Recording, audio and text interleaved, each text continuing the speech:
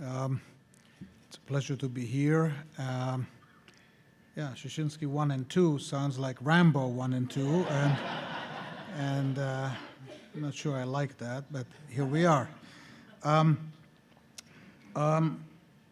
Let me focus on 2 or 3 things, having heard the previous speakers. One is sort of what is the system of taxation, the fiscal regime that Israel opted for in terms of the natural resources. Then I'll talk some about the natural fund, the sovereign fund, which is actually modeled after the Norwegian fund, the sovereign fund.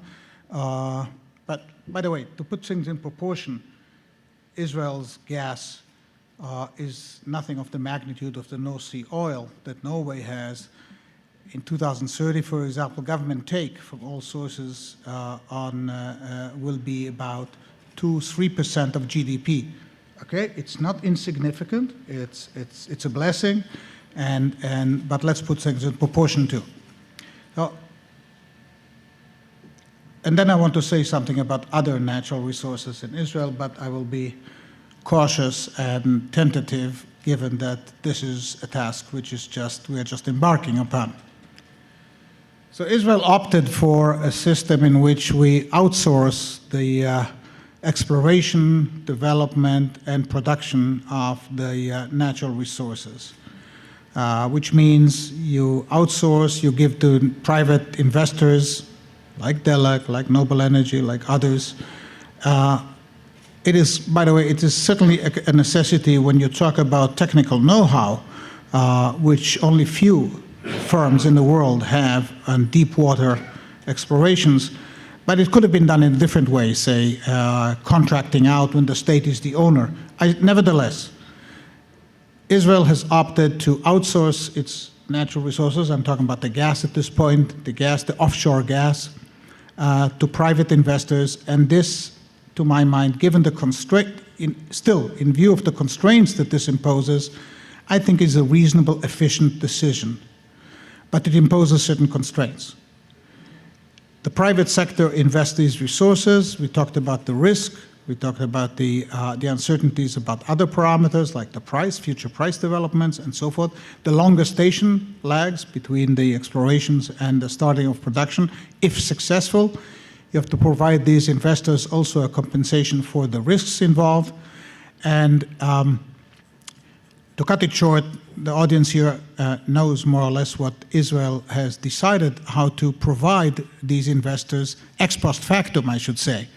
Unlike other countries where the fiscal policy is determined ex ante, ahead of time, for example, just in the US, by auctioning out.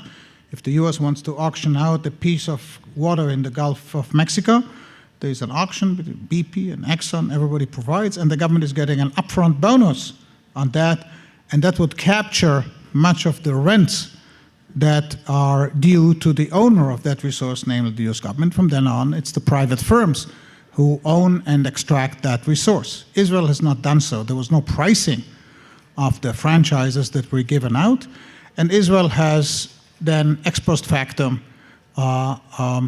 opted for taxation.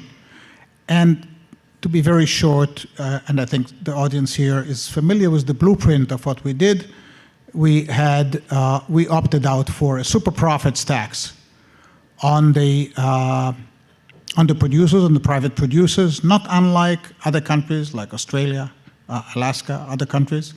Super profits tax. Ours is somewhat different. It's a progressive tax that moves up from 20% to 50% on super profits. We allow the investors to have a certain rate of return before this super profits tax starts to bite. And I think it was a reasonable solution which was adopted by Israel. Now, I want to come to what to do with the money which was talked about, namely the natural fund, the natural resource fund. There are about 30 or 40 countries in the world which have natural resource or sovereign funds. The record of these funds in the world is rather mixed. Some funds have been abysmal, robbed by the governments. Look at African countries such as Chad and Niger and others, and you see how these funds were misused and abused. The ideology of a fund is clear: smooth out the exhaustible resources over a long horizon and preserve it for future generation. How to do that, I'll say a few words. That's the ideology. How to do it in practice is not that easy. Much of the success or failure of funds is what economists call political economy. The statutes are very important. The details of how the fund is run are very important. Israel's Knesset is about to discuss now in a month or two, it's now in the subcommittees of the Knesset, the establishment of a sovereign fund in Israel. This was part of the Sheshinski law in 2011. It took a long time to decide how to do it. And just the outline is we opted out for the Norwegian model, which is, namely, the fund will be, the money that comes into the fund, the income of the fund, will be only from the super profits tax. The other elements, which are the corporate income tax and the royalties that were in the old 1952 law, will still go into the running budget. But the super profits tax, which will be the major component of the government take in future years, starting 2017 and so on, this will be the income of that fund. The fund will be run on day-to-day. The investment in the portfolio will be run by the Bank of Israel, which will establish a separate department, that will run that, separate from the reserves that Israel is holding in foreign exchange, and it will be invested abroad. It has been mentioned, one of the reasons for establishing a fund is not only the smoothing and preserving for future generation, but also the macroeconomic risks of a large inflow of foreign exchange into a country, revaluing the currency and creating the Dutch disease, a recession which happened in the Netherlands and in Norway and other countries during the 60s, and countries have learned from that and decided, let's also mitigate that flow over time. And so the fund will be invested abroad. The statutes which are considered now stipulate that it will be a standing fund in the sense that the annual disbursement will be only the interest. And actually, there's a proposal, it will be 3.5%, which you can see is a conservative estimate of the returns from that fund. And there will be a board of directors. The bureaucratic details are not important, whose goals will be to allocate these funds for economic and social goals. This means everything is feasible, everything can happen. So the one clause that is not unimportant, and I'll mention it, is that under special circumstances, the government of Israel can borrow from the fund also on the principle, with a special majority of 65 votes in a Knesset of 120, in emergency situations. Now, Israel is always in an emergency situation, and so that will be a thorny issue which hopefully will not have to be tested, I should say. But all in all, I think it's a blessing, and the structure that was chosen is a reasonable one. And as I said, I gave you already the numbers. It's not Norway size, but for Israel, this is significant and can make changes in the long run for infrastructure and so forth.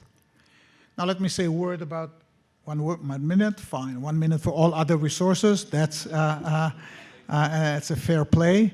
So let me say Israel has, Moses was mentioned, and we thought we don't have much, but here we are.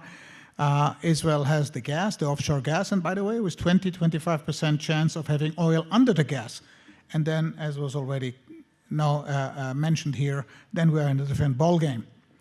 Oil is a different market, and I won't repeat what was said about the gas, which is more a local market. Oil has an international price. If we'll find oil underneath, which is deeper, that will be a different club. Israel also has on top other resources. Some are very important, money-wise, and some less so, but still they're there. In particular, I mentioned the potash, the Dead Sea potash, the phosphates, the quarries, the natural resources, the natural water that we bring, the bottled water, and many other funds, and salt, and other funds. And Israel has now decided it would like to examine the fiscal policy with respect to all other resources. I think it should be commendable. It's a commendable approach by the Ministry of Finance now to say we would like to examine the long-term fiscal adequate and desirable, socially desirable fiscal policy towards all natural resources. Thank you.